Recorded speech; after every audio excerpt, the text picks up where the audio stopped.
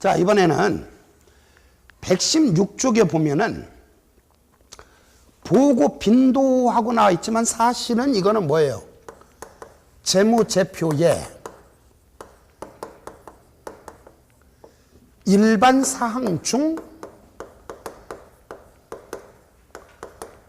보고 빈도가 되는 거죠.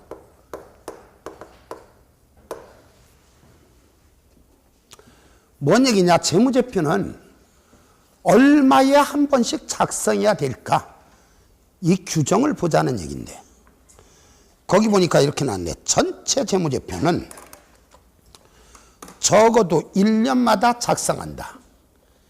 그러니까 1년에 한 번씩 작성하라고요. 다만 보고기간 종료일을 변경하여 재무제표의 보고기간이 1년을 초과하거나 미달하는 경우 재무제표의 해당 기간뿐만 아니라 다음 사항을 추가로 공시한다. 조금 비유가 조금 이상하기는 합니다만은, 자, 들어볼까요? 우리 회사가 회사 설립을 언제 했는가? 12월 31일 날 회사를 설립을 했어요. 그럼 정확히 1년째 되는 날은 언제예요? 1월 1일이지, 1월 1일. 1년째 된 날 1월 1일 아니에요?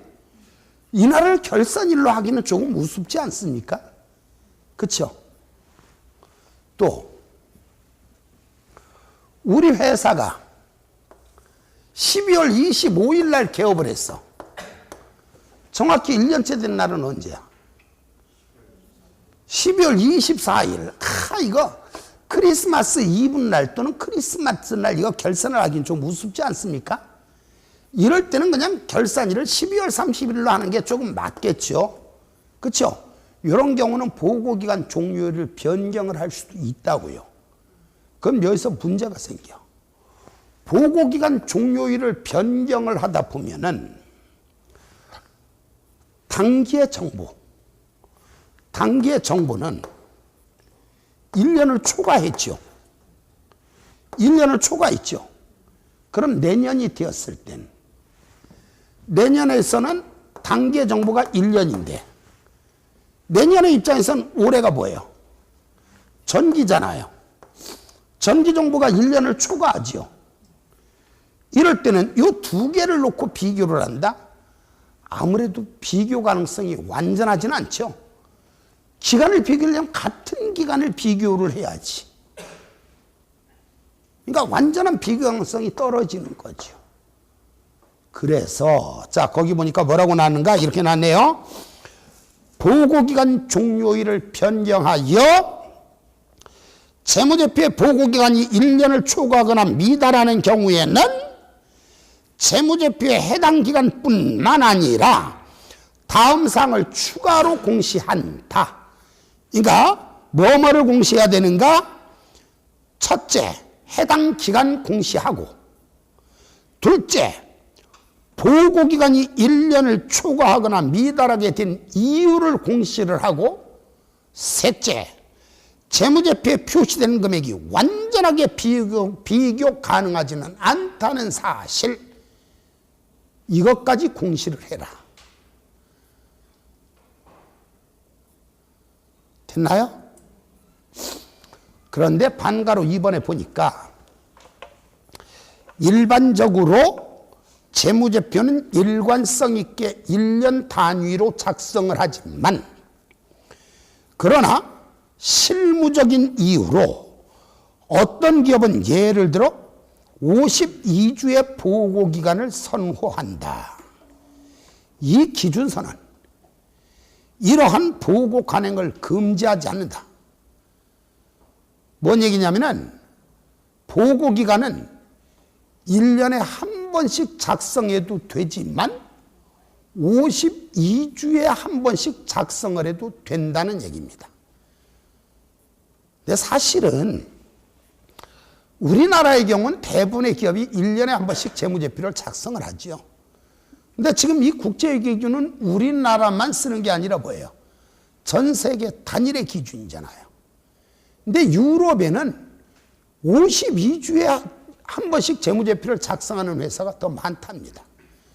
그러니까 1년 단위로 작성하는 것도 허용하고 52주에 한 번씩 작성하는 것도 허용을 한다, 이런 얘기죠. 그러니까 이런 회사는 이런 거죠. 뭐 예를 들어서 매년 12월 두 번째 줄 뭐 수요일 날이 결산이다, 뭐 이런 식으로. 그런 것까지 금지하진 않겠다. 재무제표는 1년에 한 번씩 작성해도 되고 52주에 한 번씩 작성해도 된다. 요렇게만 알아도 무방합니다. 자, 계속해서 비교정보, 최소한의 비교정보 이렇게 놨네. 여기서 얘기하는 건 이거예요. 여러분, 제가 아까 전체 재무제표를 설명할 때 전체 재무제표 6번째에 있는 게 뭐예요? 전기에 관한 비교정보였죠. 전기에 관한 비교정보는 재무제표를 작성할 때 단기정보만 작성하는 게 아니라 전기정보도 같이 작성하라 그랬죠. 뭔 얘기냐? 재무제표는 최소한 2개를 작성하라. 이게 최소한의 비교정보야. 읽어보니까 이렇게 났네요. 한국채택국제회계준이 달리 허용하거나 요구하고 있는 경우를 제외하고는 단기 재무제표에 보고되는 모든 금액에 대해 전기 비교정보를 공시한다. 뭔 얘기냐면은 국제기준에서 달리 허용하거나 요구하고 있는 경우들이 가끔 있어요. 뭐냐면은 국제기준이 제일 처음에 만들어졌다든가 뭐 이런 것들, 처음으로 제정된 것들 같은 경우는 비교정보를 표시할 수 없잖아요. 그러니까 요런 경우는 이렇게 표시하라고 별도로 요구를 하는 것들이 있는데 그건 됐고, 그런 경우를 제외하고는 단기 재무제표에 보고되는 모든 금액에 대해 전기 비교정보를 표시하라. 이 얘기 무슨 얘기냐? 무조건 최소한 금액을 적을 때 반드시 최소한 단기와 전기를 같이 표시하라. 2번, 단기 재무제표를 이해하는데 목적 적합하다면 서술형 정보의 경우도 비교정보를 포함한다. 서술형 정보도 비교정보를 표시하라는 얘기죠. 그런데 이 3번은 좀 짜증이야, 짜증. 제가 그 심표조차도 제가 쓴 게 아니라 국제기준에 있는 문단을 그대로 쓴 거거든. 읽어보니까 이렇게 났는데, 최소한 2개의 재무상태표와 2개의 포괄손익계산서, 2개의 별개의 손익계산서. 자, 그래서 2개 별개 손익계산서, 별개 손익계산서, 별개 손익계산서, 이게 뭐냐고요? 이따가 알게 될 거예요. 어쨌든 2개 별개 손익계산서를 표시하는 경우는 2개 별개 손익계산서, 2개 현금흐름표, 2개 자본변동표, 그리고 관련 주석을 표시해야 된다. 좀 알아보기 쉽게 재무제표는 2개씩 작성하세요 이러면 얼마나 좋아. 그렇죠? 너무 짧아서 헷갈려. 여러분, 이게 법 만드는 사람들 있잖아요. 법조문 보면은 그게 우리나라 말이에요? 아니잖아요. 근데 왜 이상한 말을 갖다가 법조인들이 안 바꿀까요? 지들의 그 밥그릇 챙기기죠. 어렵게 해야 함부로 진입들을 못하고, 법을 아무리 읽어봐도 모르니까 어떻게 할 수 없이 변호사 사무실에 가고 돈을 벌 수가 있잖아. 이 회계 만드는 사람도 마찬가지야. 다행히 저 같은 사람이 이제 먹고 살기는 합니다만 어렵게 만드니까 못 알아먹잖아요. 할 수 없이 오잖아. 그래도 그건 아니지. 이게 뭐야 이게. 재무제표는 2개씩 작성하세요. 너무 쉬워 보이면은 조금 길게 하려면 이래도 되잖아. 재무제표는 단기와 전기를 2개씩 작성하세요. 이렇게. 단기와 전기 함께 작성하세요. 얼마나 좋아. 그런데 여기는 이렇게 나 최소한 2개 재무상태표, 2개 포괄손익계산서, 2개 별개손익계산서, 2개 현금흐름표, 2개 자본도 다 표시해야 한다. 그러니까 재무제표는 최소한 2개 작성해라 요 얘기였어요. 그 다음에 추가 비교 정보. 요 얘기는 뭔 얘기냐? 아까 이거 말했죠. 자, 보세요.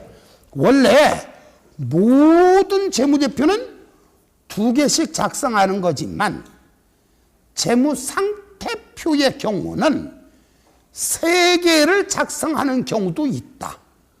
그렇죠?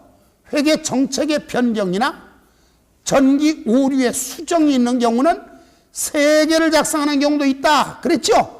바로 이게 추가 비교 정보에서 설명하고자 하는 내용입니다. 거기 보니까 이렇게 나왔네. 회계 정책을 소급하여 적용하거나 재무제표 항목을 소급하여 재작성 또는 재분류하고 이러한 소급 적용, 소급 재작성, 소급 재분류가 전기 재무상태표에 중요한 영향을 미치는 경우, 중요하지 않은 경우는 마음대로 해도 되니까 그건 필요 없는 거고, 중요한 영향을 미치는 경우에는 한국채택국제기준에서 요구하는 최소한의 비교재무제표에 추가하여 당기와 전기에 추가하여 전기 기초를 기준으로 3번째 재무제표, 재무상태표를 표시해야 된다. 이게 추가 비교 정보예요. 박스 안에 있는 건 제가 써놓은 거고요. 재무상태표를 제외한 모든 재무제표는 2개씩 작성해야 된다. 다만 재무상태표의 경우는 2개씩 작성하는 것이 원칙이지만 회계 정책의 변경이나 중요한 전기오류의 수정이 있는 경우에는 재무상태표는 3개를 작성해도 된다. 3개를 작성해야 된다. 이게 나왔죠? 여기 이제 비교 정보와 최소한의 비교 정보와 추가 비교 정보를 한꺼번에 박스에 묶어서 설명해 놓은 내용이고요. 자, 표시의 계속성. 표시의 계속성. 여러분들한테 앞에서 유용한 재무정보의 질적 특성을 설명드릴 때 그 중에서도 보강적 질적 특성, 비검적의 비교 가능성을 설명할 때 일관성에 대해서 설명한 사실이 있어요. 모든 기업은 일관되게 회계 처리를 해라. 일관성이란 동일한 항목에 대해 동일한 방법을 적용하는 것을 말한다. 동일한 항목에 대해 동일한 방법을 적용하는 것을 말한다. 이때 국제회계 기준에서 일관성을 요구를 하는 이유가 뭐예요? 비교 가능성이라는 목표를 달성하기 위해서 일관성을 요구했다. 이렇게 말을 했어요. 바로 이 얘기 그 얘기입니다. 표시의 계속성, 일관성을 유지하라는 얘기입니다. 읽어보니까 이렇게 났네. 재무제표 항목의 표시와 분류는 다음의 경우를 제외하고는 매기 동일해야 한다. 일관성을 유지하라는 얘기죠. 근데 다음의 경우를 제외하고만 동일해야 된다. 이 얘기는 무슨 얘기냐? 계속성을 지키지 않아도 되는 경우가 있다는 얘기네요. 일관성을 지키지 않아도 되는 경우가 있다는 얘기네요. 그럼 어떤 경우에 일관성을 지키지 않아도 되는가? 첫째, 사업 내용의 유의적인 변화. 사업 내용의 유의적인 변화. 여러분, 제가 작년에 강의하는 거하고 올해 강의하는 거하고 꽤 많은 부분이 다릅니다. 그 이유는 뭐예요? 국제회계 기준에 유의적인 변화가 있어서 바뀐 내용은 바뀌어서 강의할 수밖에 없잖아요. 그렇죠? 그 다음에 거기 보니까 뭐라고 나오는가? 재무제표를 검토한 결과 다른 표시나 분리 방법이 더 적절한 것이 명백한 경우, 다른 표시나 분리 방법이 더 적절한 것이 명백한 경우. 이 얘기는 뭔 얘기? 역시 강의도 마찬가지예요. 국제회계 기준이 바뀌지도 않았는데 똑같은 내용을 강의를 하면서도 강의 기법을 바꾸는 것들이 있어요. 왜? 바꾸어서 강의를 하는 것이 더 적절한 것이 명백하다고 저는 생각을 하니까, 더 좋은 강의 기법이라고 생각을 하니까 바꿔야지요. 그 다음에 한국채택국제기준에서 표시 방법의 변경을 요구하는 경우, 당연한 얘기죠. 국제기준에서 바뀌려 했는데 내가 무슨 장사야? 안 바꿀 수 있어요? 당연히 바꿔야지. 자, 사업 내용의 유의적인 변화, 다른 표시나 분류 방법이 더 적절한 것이 명백하거나 한국 채택 국제기준에서 표시 방법의 변경을 요구하는 경우에는 일관성을 유지하지 않아도 된다는 얘기예요. 그 경우를 제외하고는 매기 일관되게 계속성을 지키라는 얘기죠. 뒤로 넘어갑니다. 문제는 이렇게 나오죠. 자, 예제 8번입니다. 재무제표 작성 원칙에 관한 설명으로 옳지 않은 것. 근데 이거는 문제 출제하는 사람 좀 무식한 것 같아. 이건 재무제표 작성 원칙이라는 건 없어요. 재무제표의 일반 상황에 관한 설명 중 옳지 않은 것은 이렇게 나오는 게 맞는 것 같은데, 뭐 어쨌든 문제를 이상하게 출제해도 우리가 알아들으면 되는 거니까 잘못된 거 고르란 얘기네. 1번, 기업은 현금 흐름 정보를 제외하고는 발생기준 회계를 사용하여 재무제표를 작성한다. 맞아요? 틀려요? 맞지요? 2번, 한국채택국제기준의 요구에 따라 공시되는 정보가 중요하지 않다면 그 공시를 제공할 필요까지는 없다. 맞아요? 틀려요? 맞잖아요. 중요하지 않은 건 마음대로 해도 돼. 그렇죠? 3번, 재무제표가 한국채택국제기준을 한 대 맞고 발음이 왜 이래? 한국채택국제기준의 요구사항을 모두 충족한 경우가 아니라면 한국채택국제기준을 준수하여 작성되었다고 기재해서는 아니 된다. 맞지요? 일반적으로 재무제표는 일관성 있게 1년 단위로 작성해야 되므로 실무적인 이유로 특정 기업이 보고기간을 52주로 하는 것, 보고 간행은 금지된다. 틀렸죠? 52주에 한 번씩 할 수도 있다 그랬어요. 그 다음에 5번, 한국채택국제기준이 달리 허용하거나 요구하는 경우를 제외하고는 당기 재무제표에 보고되는 모든 금액에 대해 전기 비교정보를 공시한다. 이게 최소한의 비교정보, 여기서 설명드린 말씀이었습니다. 자, 계속해서 예제 9번입니다. 재무제표 표시에 관한 설명으로 옳지 않은 것. 1. 부적절한 회계 정책은 이에 대하여 공시나 주석 또는 보충자료를 통해 설명하더라도 정당화될 수 없다. 맞지요? 2번. 기업은 현금 흐름 정보를 제외하고는 발생기준 회계를 사용해서 재무제표를 작성한다. 맞죠? 현금 흐름표도 현금 흐름표도 발생기준으로 하는 건 아닙니다. 현금 흐름표는 현금 기준, 현금 흐름표를 제외한 나머지만 발생기준이라고 했습니다. 3번, 한국채택국제기준에서 요구하거나 허용하지 않는 한 자산과 부채 그리고 수익과 비용은 상기하지 아니한다. 맞지요? 외환손익 또는 단기매매 금융상품에서 발생하는 손익과 같이 유사한 거래의 집합에서 발생하는 차익과 차손은 중요하면 구분 표시, 중요하지 않으면 순액으로 표시. 맞아요? 틀려요? 그러면 1, 2, 3, 4, 5, 1, 2, 3, 4 다 맞죠? 볼 필요 없지. 5번이 답이네. 그럼 5번을 볼까요? 5번.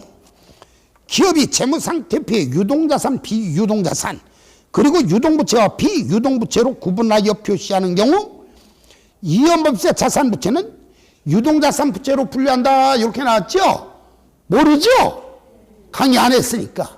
어디서 할 거냐고요? 바로 오른쪽에서 설명할 내용이야. 근데 어쨌든 답은 나왔잖아요. 자, 이 5번의 설명은 잠시 뒤에 하기로 하고 계속해서 119쪽으로 넘어가서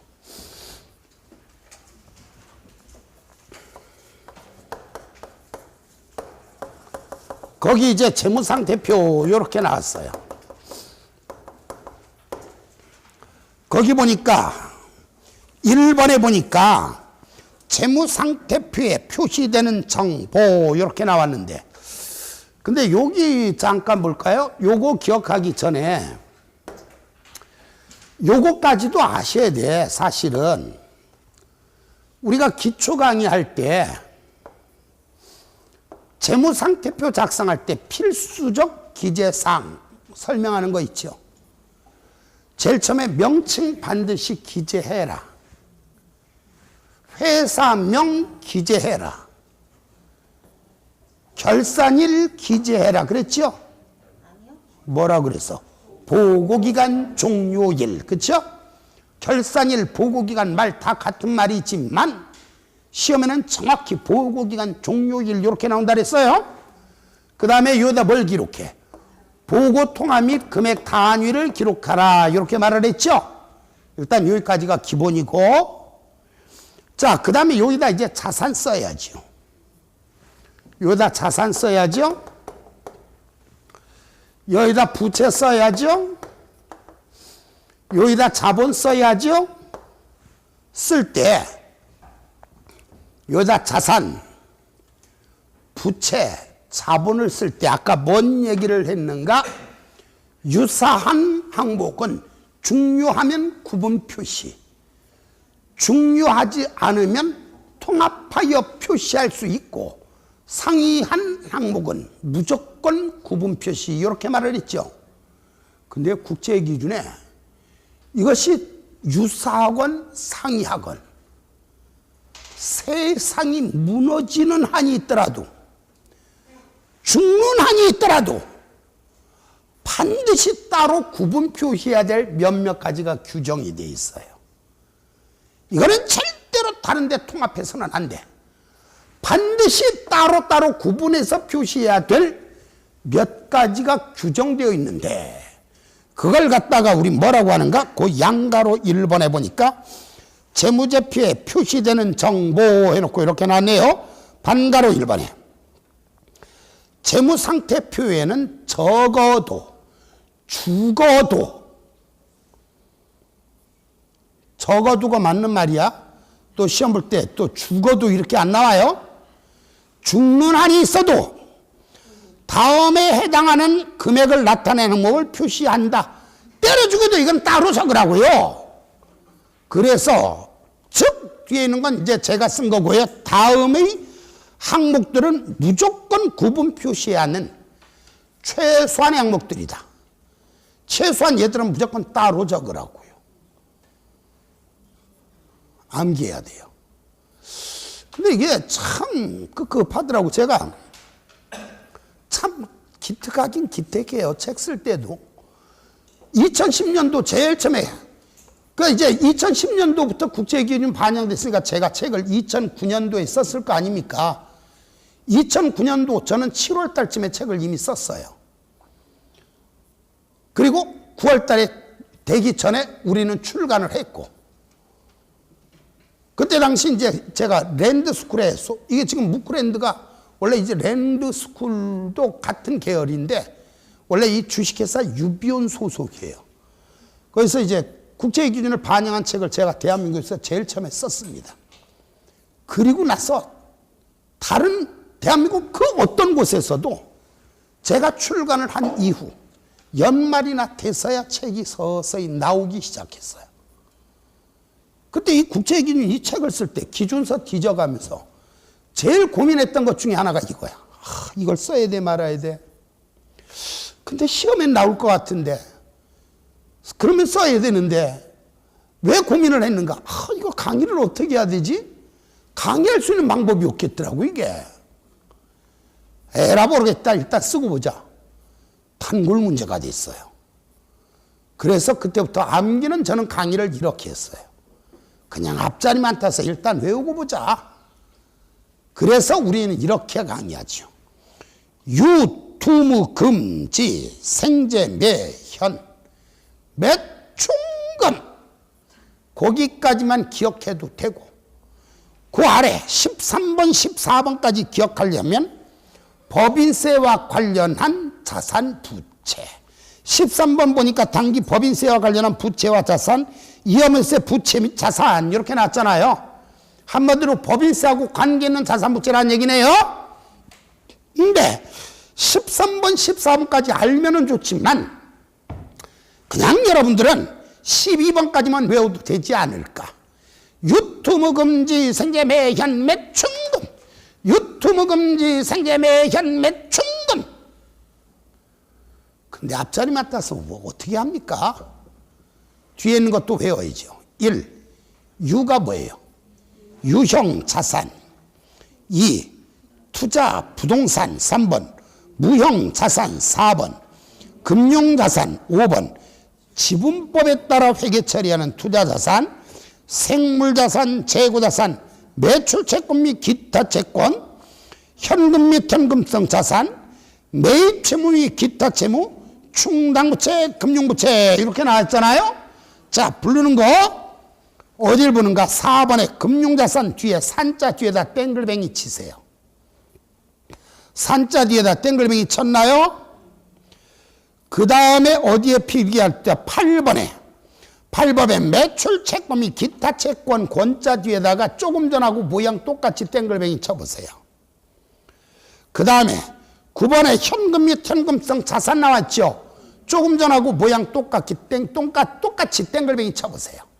왜 똑같이 땡글뱅이 치라고 했냐고요? 금융자산도 금융자산이고 매출 채권 및 기타 채권도 금융자산이고 현금 및 현금성 자산도 분명 금융자산입니다. 다 금융자산이거든. 다 금융자산이지만 매출 채권 및 기타 채권은 다른 금융자산하고 통합하지 말고 따로 구분 표시하고 현금 및 현금성 자산도 금융자산이거든요. 하지만 얘는 매출 채권 및 기타 채권 그리고 다른 금융자산과 함께 통합하지 말고 따로 구분 표시해라. 자, 이번엔 어디 필기하는가? 자, 매입 채무 및 기타 채무 옆에다 세모 표시 한번 해보세요. 매입 채무 및 기타 채무 옆에다가. 그 다음에 금융부채 옆에다가 똑같은 모양으로 세모 표시해 보세요. 왜 그랬냐고요? 매입 채무 및 기타 채무도 금융부채고 금융부채도 금융부채입니다. 하지만 매입 채무 및 기타 채무는 다른 금융부채와는 별개로 따로 구분 표시하라는 얘기입니다. 그래서 이제 무조건 많이 읽는 것밖에 이건 외워야죠 뭐. 유튜브 금지 생계 매현 매춘금, 유튜브 금지 생계 매현 매춘금 하도 하다 보니까 근데 앞자리만 기억하다 보면은 지금까지 시험 나온 거 기준으로는 문제가 없었습니다. 그러나 앞으로 나올 문제까지 해결이 되는 건 아니겠죠. 그래서 제가 미친 척하고 모의고사에다가 이렇게 출제합니다. 유형자산이라고 출제 안 하고 유동자산이라고 출제해. 다 속아 넘어가. 투자부동산이라고 출제 안 하고 투자자산 다 속아 넘어갑니다. 아닙니다. 투자부동산이야. 유동자산이 아니라 유형자산입니다. 자, 중론안이 있어도 최소한 구분 표시해야 될 항목들 유튜브 금지 생계 매현 매춘금 암기하셔야 합니다.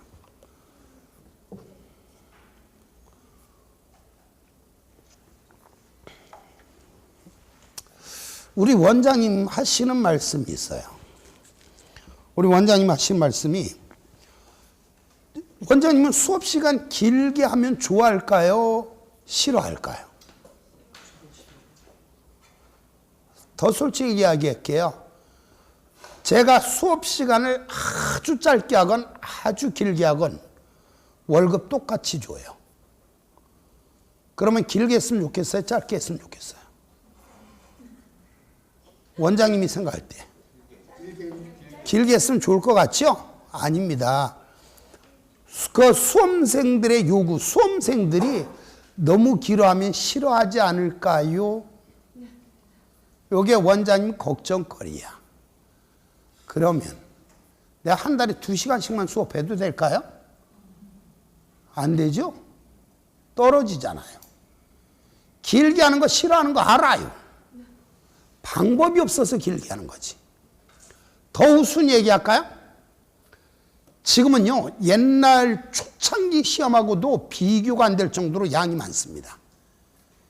근데 옛날 초창기에는요, 여기서 아주 뭐 십몇 년 전에 주택관리사 잠시 공부할까 말까 고민하다가 잠깐 하다가 그만뒀다가 다시 시작하는 분도 가끔 계실 겁니다. 그때는요, 양이 지금의 절반도 안 됐어요. 근데 그때는 대한민국의 모든 학원이요, 다른 건 몰라도 회계 원리는 일주일에 2시간씩에다가 한 달에 한 번씩 보강을 다 했었어요. 대한민국 모든 학원이. 이것보다 양 절반인데 일주일에 2번씩 해서 보강까지 했었어요. 저는 다 모든 학원이. 게다가 옛날엔 주택관리사 시험이 초기에는 몇 월 달에 본 줄 아세요? 11월 하순에 봤어요. 그럼 대부분의 분들이 1월 달에 시작해서 11달을 꼬박 다니죠. 회계는 일주일에 2번씩 다니죠. 한 달에 한씩 보강 듣죠. 지금보다 이것보다 훨씬 적은 양을 수업 시간은 3배, 4배를 더 투자해서 공부를 했습니다.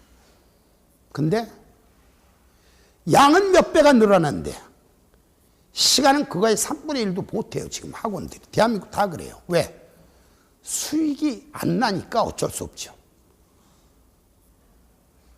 그거 알면서도 뭐 6시 20분 하고 일요일 날 보강하고 더 웃기는 거 얘기해 줄까요? 옛날 초기에는요, 일요일 날 보강 요새는 일찍 끝나죠? 아마 옛날 들었던 분들 기억나실지 몰라요. 학원마다 보강하면 전부 다 밤 10시에 끝났어요. 그때는요, 그렇게 해도 수강생들이 입이 안 나왔어. 근데 요새 10시에 끝난다 그러면 잡아먹으려고 그래, 저를. 더더군다나 더 웃긴 거, 평일에 어떻게 강의한 줄 아세요? 옛날에는 9월 10월 딱 되면은요, 강의를 새벽에 끝납니다. 평일 강의를 새벽 4시까지 막 해요. 평일 강의를 그냥. 그러면 한 2시쯤 되면은 집에서 전화 오고들 난리나. 그러면 전화 소리가 다 들려. 남자분들은 그래도 괜찮아. 특히 여자분들 전화 받아. 여보세요. 그러면 저 다 들려. 어디야? 수업 중이야. 무슨 놈의 학원이 이 새벽까지 수업해? 다 들려. 그래도 아무도 안 가고 다 들었어요. 그 새벽에. 옛날엔 그랬어요. 근데 지금 새벽에 수업한다 그러면 저를 보고 뭐라는 줄 알아? 정신병자인 줄 알아? 그러니까 제가 뭐 6시 20분에 해주고 일요일 날 보강하고 막 이렇고 수업시간 길게 하면은 저 사람이 나 붙이려고 저러는구나 이렇게 생각해야지. 거기다 놓고 안 돼요. 이거 섭섭해요. 이거. 그래갖고 한다는 소리가 또 뭐? 양이 이렇게 많아. 압축해서 요만큼만 강의해 주지? 떨어지면 누구 탓할 건데요. 그렇다고 제가 무리하게 나가는 게 아니라 나중에 보시면 알지만 정말 제가 강의하는 이것은 정말 신비하리만큼 시험에 최적화된 강의를 한다는 것을 시험이 끝나면은 아십니다. 봅시다. 자, 어쨌든 외우라 그랬으니까 새끼가 또 외우래 이게 아니라 외워야 되는구나 이거예요. 유튜브 금지 생계매 현매 충금 됐고, 다음 2번 기업의 재무상태를 이해하는 데 목적 적합하다면 재무상태표에 항목, 제목, 중간 합계를 추가하여 표시한다. 예를 들어 뭐 이거죠? 항목 하면은 금융자산 하면 금융자산의 종류 쫙 써서 중간 합계 표시하고, 유동자산 하면 쫙 몇 가지 쓴 다음에 유동자산 합계 표시하고, 이렇게 항목, 제목, 중간 합계를 추가하여 표시한다. 목적 적합하다면. 근데 이것은 재무상태표에만 나와 있는 것이 아니라 이따가 포괄손익계산서에도 똑같은 내용이 나와 있습니다. 다음 결론 중요하다는 얘기죠. 3번 기업이 재무상태표에 유동자산, 비유동자산, 그리고 유동부채와 비유동부채로 구분하여 표시하는 경우 이연법세 자산부채는 유동자산 부채로 분류하지 아니한다. 조금 전에 문제도 나와 있었잖아요. 근데 이 문제만 나와 있는 게 아니라 이게 단골 문제야. 근데 왜 단골 문제인지 저는 참 납득하기 어려운데 아마 이런 의도는 아닐까. 옛날에는요, 이연법세 자산 부채를 어떻게 했냐면은 이것이 유동항목 때문에 생겼다면은 이연법세 자산 부채도 유동자산 부채로 분류를 했고, 비유동항목 때문에 생겼다면 비유동자산 부채로 분류를 했었어요, 옛날에는. 근데 지금은 무조건 비유동항목으로 분류를 하거든요. 그러니까 출제를 하는 사람들은 이거겠죠. 옛날에 공인회계사 세무사 자격증 딴 사람들한테 과거와 다르다는 걸 강조를 시켜주고 싶어서 자꾸 출제하는지 그거는 모르겠습니다. 근데 제가 조금 전에 말 표현할 때 이렇게 했거든. 지금은 이연법세 자산부채는 무조건 비유동항목으로 분류를 합니다. 그랬더니 밑줄 치고 비유동항목으로 분류 이렇게 쓰면 안 돼. 왜? 시험에는 정확히 요대로 나올 거니까. 비유동항목으로 분류한다 이렇게 나오는 게 아니라 유동자산 부채로 분류한다. 유동자산 부채로 분류하지 아니한다. 이렇게 나올 거니까. 그래서 시중에 늘 계속하는 이게 다 이유가 있는 거야, 이게.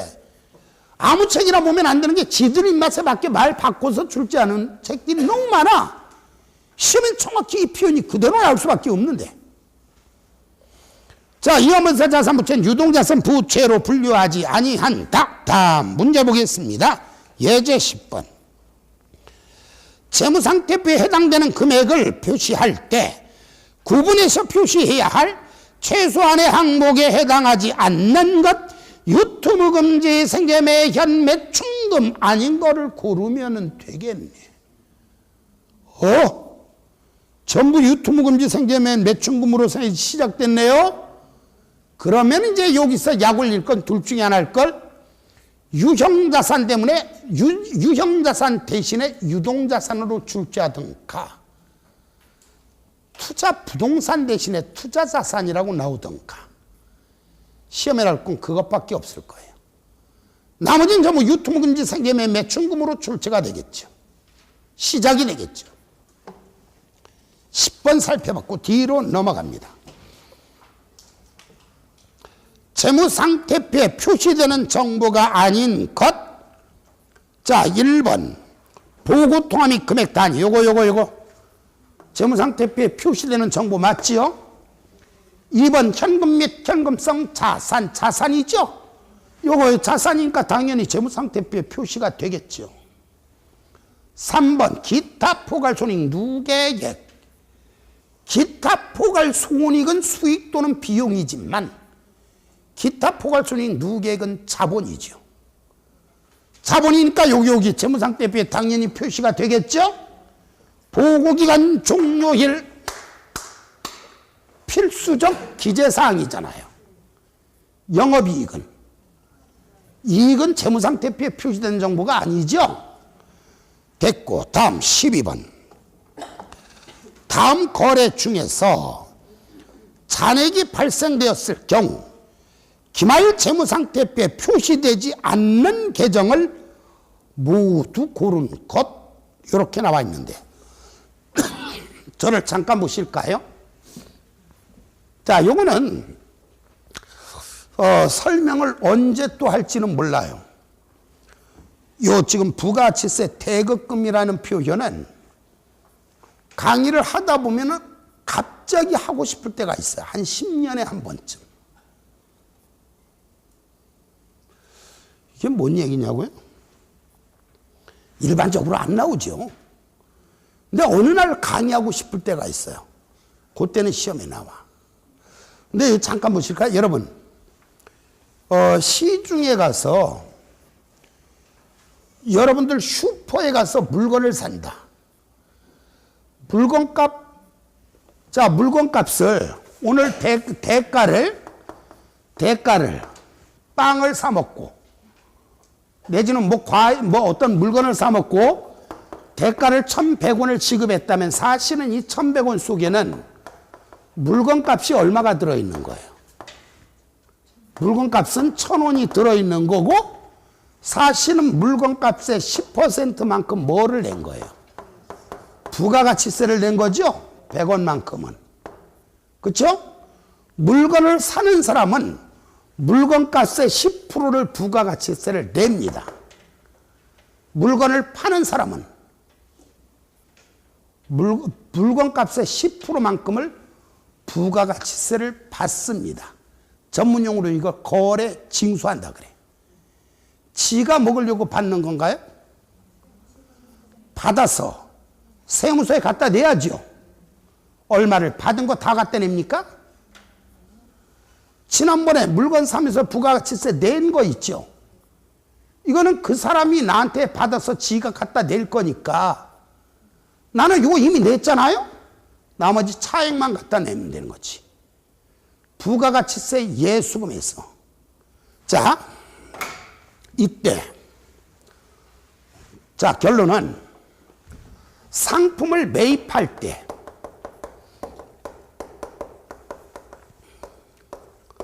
상품을 매입했다 그럼 원래는 분계가 이렇게 되는 거죠. 상품을 사오면 차별의 상품 또는 매입, 차별의 상품 또는 매입. 대금을 현금으로 지급했다. 대별의 현금 나오는데 사실은 이 물건값 속에는 부가가치세가 포함돼서 같이 대가를 주는 거죠. 예를 들어 1,100원을 줬다 그러면 매입은 1,000원이 되는 것이고 현금은 1,100원이 되고 요 10%가 뭐냐?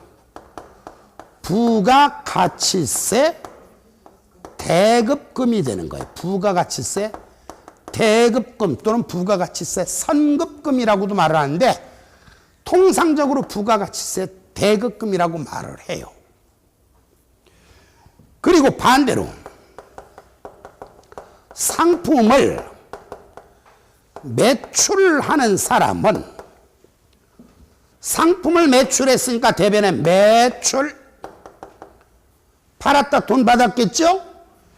차변에 현금 물건값의 10%만큼 부가가치세를 받았겠죠? 상품을 매출할 때 부가가치세를 받으면 부가가치세 예수금인데 자, 이것이 출제될 확률은 15년에 한 번. 근데 이거 정말 그 억울한 일이 한 번 벌어졌었어. 저는 정말 제가 심기가 있었거든요. 근데 옛날에 주택관리사 책에 어떤 책에도 이 부가가치세 문제를 수록한 책이 없었어요. 근데 기분에 내년쯤은 출제가 되지 않을까 싶어가지고 시험 보는 당일날 내년도 책을 딱 써서 거기서 이제 그때 당시는 주택관리사가 한개 출판사에서도 강의하는 분들이 굉장히 많았어요. 주택관리사가 활성화가 돼 있으니까. 근데 이제 제가 책을 쓴단 말이야. 책을 써가지고 내년도 책 요렇게 쓸 겁니다 하고 책을 딱 이제 파일을 출력을 해갖고 가서 근데 내년도부터는 부가가치세 문제도 넣어야 될 것 같아요. 요렇게 얘기를 했거든요. 근데 좀 이따 이제 시험 끝난 다음에 답안지 이제 매기라고 시험지를 들고 오잖아요. 거기에 나온 거야. 아, 저는 내년부터 이제 쓰려고 마음을 먹었는데, 그래서 정말 억울했던 기억. 강의 안 한 게 나왔던 요 문제. 그러니까 요것만 외우면 되는데, 이거. 상품을 매입할 때 부가가치세를 지급하면 차변에 부가가치세 대급금. 상품을 매출할 때 부가가치세를 받으면 대변에 부가가치세 예수금. 15년에 한 번씩 나오는 요것만 기억만 하고 계신데요. 상품을 매입할 때 부가가치세를 지급한 차변에 부가가치세 대급금. 상품을 매출할 때 부가가치세를 받으면 대변에 부가가치세 예수금. 그러면 나중에 세무서에다가 세금을 낼 때는 뭐를 내는 거예요? 예수금에서 태극금을 뺀 만큼만 내면 돼. 그런데 태극금과 예수금을 비교를 했더니 태극금이 더 많아. 그때는 어떻게 하면 돼요? 환급 받으면 되는 거죠. 환급 받으면 되는 거죠. 세무서한테 가서 부가치세 내가 너무 많이 냈으니까 내놓으세요. 이거 받아오면 되는 거예요. 결론은 재무제표를 작성할 때는 어떻게 되는가? 예수금과 태극금 둘 중에 큰 놈이 많은 만큼만 재무상태표에 표시가 되는 거지요. 예수금과 태극금 중 많은 만큼만 재무상태표에 표시된다. 결론, 기억본에 나와 있는 부가가치세 태극금 재무상태 표시 된다 안 된다? 된다는 얘기예요. 예수금과 태극금 중 상계 후 잔액이 재무상태표에 표시된다는 얘기입니다. 다음, 가수금, 가가현미 기억하시나요? 우리가 기초 강의할 때 11, 12월 강의할 때 임시계정을 설명하죠. 임시계정, 당기손익, 가가현미, 배당금 관련 계정 설명하잖아요. 임시계정이란 게 뭐예요? 임시계정인 게 결산 종료 후에는 잔액이 존재할 수 없는 거, 따라서 재무상태표에 표시할 수 없는 거. 여러분들 그 자격증이 누가 그냥 주지는 않습니다. 어제 모학원에서 상담을 하는데 젊은 친구가 상담을 하더라고요. 다행히 고마웠어요. 주택관리사가 아니었고 공인중개사를 상담을 하는 거예요. 그런데 거기 와서 떼를 쓰는 거예요. 그냥 학원에서 자격증 만들어 주세요. 학원에서 자격증 만들어 주세요. 아니 그걸 왜 학원에 와서 떼를 쓰는 거야? 하도 집에서 공인중개사 자격증이라도 따라. 그래서 등 떠밀려서 왔잖아요. 할 수 없이 지금 다니는 건데 그것은 무슨 천벌을 받고 있는 거지. 그거 뭐예요? 듣기 싫은 거 앉아서 허리 휘게 될 거야 나중에. 본인이 의욕이 있어야 돼요. 제가 몇 년 전에도 이제 그 얘기, 몇 년에, 지난번에도 제가 그 얘기 한 적이 있었어요. 몇 년 전에 요 다녔던 분, 한 분. 다 붙어도 그분은 못 붙을 거라고 얘기를 했던 그분. 근데 그분은 붙었다 그랬잖아요. 그분이 붙은 건 사실은 이유는 하나밖에 없었어요. 공부는 너무나 무모하게 했지만, 남들의 100배의 노력을 했지만 남들의 효과는 효율적으로는 10%도 효율적인 공부를 못한 거예요, 사실은. 근데 그분은 굉장히 절실하게 공부를 한 거예요. 왜? 나 주택관리사 소장 돼서 전주로 내려가야 되니까. 금의 환영을 해야 되니까. 사실은 그분은 공부를 너무나 꼼꼼하게 하는 스타일이죠. 조금은 비효율적이지만 아마 그건 어떤 연구를 하거나 논문을 쓴다면 기가 막히게 잘 쓸 수도 있겠지만 이런 자격증을 따는 데서는 사실은 좀 비효율적인 공부를 쓴 것만큼은 틀림없습니다만 절실함이 만들어낸 결과입니다. 근데 여기서만 그 얘기하는 게 아니라 그쪽 학원에서도 옮긴 분이 계시는데 제가 모 학원에서 또 강의할 때 있어요. 그 누구인지 아는 분 많아요. 거기서도 그런 분들이 계셔. 젊은 친구인데 집이 강원도야. 주택관리사 자격증을 따기 위해서 수원까지 왔어. 근처에다 방을 얻어놓고 공부를 했는데 얼마나 무모하게 공부를 하냐면 글자 하나하나를 다 씹어먹으려고 그래. 하나하나 다 외워야 되는 줄 알아. 머릿말부터. 머릿말. 주택관리사 보시하면서 주택관리사 보시하면서 머릿말 주택관리 보시하면서 주택관리사. 질문이 어떤 정도로 질문을 했냐면 수업 시간에 질문을 할 때요. 5월 달에도 질문을 할 때 수업 시간이 아주 배꼽을 잡아요, 다른 분들이. 왜냐하면 그 흔히들 말하는 맹구 있잖아요, 옛날에. 그 코미디 프로에서 맹구 프로 있잖아요. 선생님, 질문입니다! 또 뭐 하나 물론, 저요! 막 하는 그런 식인데, 질문이 어느 정도냐면은, 그래서 10,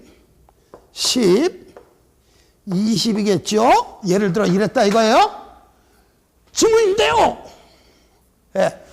그러면은 저기 교수님 거기 10하고 20 나온 거 있잖아요. 예. 그럼 이래 더한 거죠? 예를 들어 이거. 그냥 이 정도는 수준 높은 질문이에요. 그 친구가 6월 초까지도 회계가 도대체 뭔지 모르겠다고 얘기를 했었는데 6월달 특강 딱 듣더니 이제는 조금 뭔가 알 것 같아요. 그래요. 그래도 농담인 줄 알았어요. 붙었어요. 뭐에서 붙을 수밖에 없는가? 절실함이 만들어내는 겁니다. 그 친구는 학원에 새벽부터 와요. 새벽부터 와서 밤늦게까지 공부합니다. 따야 되니까. 너무 무모하게 공부를 했지만 절실함이 만들어낸 거예요. 그런데 그냥 앉아 계신 분들 계시죠? 절대 자격증 안 줍니다, 이거. 공부해야 돼요. 최소한 외울 거 외우고. 기초 강의 들으셔야죠.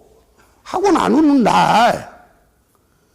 지금 온라인 공부하시는 분들은 이해가 안 가시겠습니다만 이 오프라인에는 가끔 그런 분도 계셔요. 그냥 앉아만 계시는 분. 기초 강의 한 번 안 듣고. 기초를 알기 때문에 안 들은 건 상관이 없습니다. 자격증 절대로 그냥 안 줘요. 가수금 가가현미 이게 뭔지 모르면은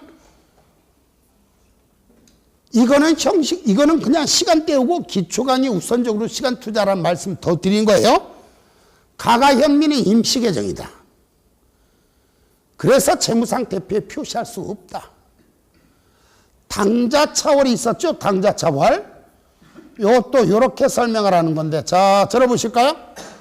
여러분, 기업에서 주로 하는 예금은 무슨 예금이라 그랬죠? 당좌예금이라 그랬어. 당좌예금은 반드시 무엇을 어떻게 해서만 찾을 수 있는 예금이라고요? 수표를 발행해서만 찾을 수 있는 예금이라 그랬어요. 이때 그러면 기업에서 당좌 수표를 발행한다. 수표는 얼마까지 발행할 수 있는가? 예금 잔액까지만 수표를 발행할 수 있다. 그럼 예금 잔액을 초과해서 수표를 발행하면 부도난 것이다. 깜빵 가고 우리 회사 망한다. 그랬더니 한단 소리가 그래도요 혹시 부도 냈을 때 회계 처리하는 거 좀 가르쳐 주시면 안 될까요? 저 그거 몰라요. 부도 냈을 때 회계 처리 어떻게 해요? 부도 냈을 땐 회계 처리할 시간 없어요. 빨리 인천공항 튀어가야지. 그렇죠? 내가 부도를 맞았을 때 회계 처리하는 건 있지만 내가 부도를 냈을 때 회계 처리하는 건 없어. 그러니까 우린 부도 났을 때는 회계 처리 안 하고, 자, 결론은 이거예요. 우리 부도 내는 건 없고 예금 잔액을 초과해서 수표를 발행하면 예금 잔액을 초과해서 수표를 발행하면 예금 잔액을 초과해서 수표를 발행하면 원래는 부도 난 거죠. 다만 당좌 차월 계약이 맺어져 있다면 그건 부도가 나는 게 아니죠. 시험 볼 땐 당연히 당좌 차월 계약이 맺어져 있다는 말이 나오겠지만 그 말을 확인을 안 해봐도 당좌 차월 계약이 맺어져 있지 않은 상태에서 예금 잔액을 초과해서 수표를 발행하는 문제는 대한민국에 출제될 수는 없어요. 그러니까 어쨌든 예금 잔액을 초과해서 수표를 발행했다. 당연히 차월 계약이 맺어져 있는 것이고, 어쨌든 예금 잔액을 초과해서 수표를 발행하면 바로 그 초과된 금액. 그게 은행에서 대신 내줄 돈이고 그 금액이 바로 당좌차월이다. 다만 은행에서 대신 내준 돈을 당좌차월이라고 하죠. 평상시 분개를 할 땐 당좌차월이라고 하지만 재무상태표를 작성할 때는 당좌차월은 결론은 내가 은행한테 잠깐 동안 빌린 돈이죠. 차입금이라고 공시를 한다 그랬죠. 당좌차월은 재무상태표는 표시하는 것이 아니라 차입금으로 묶어서 표시한다 그랬죠. 이것을 상당히 여러 차례 설명을 하는데 그 중에서도 가장 최근에 설명한 내용은 어디서 89쪽에서 설명한 것 같은데요.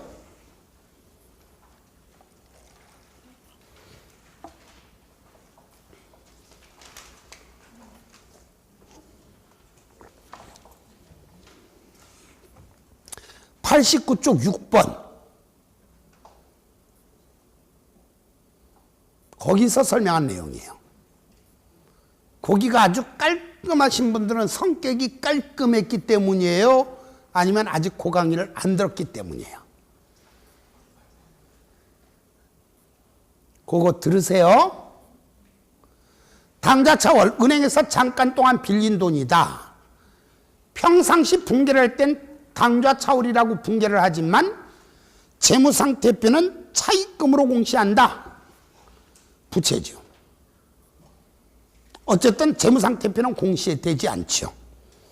자, 요 내용은 이 12번 같은 경우는 자, 이거 공인회계사 시험에 나와. 예를 들어 그 공인회계사 공부하시는 분들은 이 문제는 버리고 가야 합니다. 이 문제는 예를 들어 전산회계 시험에 나온다. 이 문제 틀리면 안 돼요. 그러나 전산회계는 뭐예요? 완전 생기초회계란 말이에요. 거기서는 틀리면 안 되지만 5대 4자 시험에서 이거 기억하기는 쉽지 않습니다.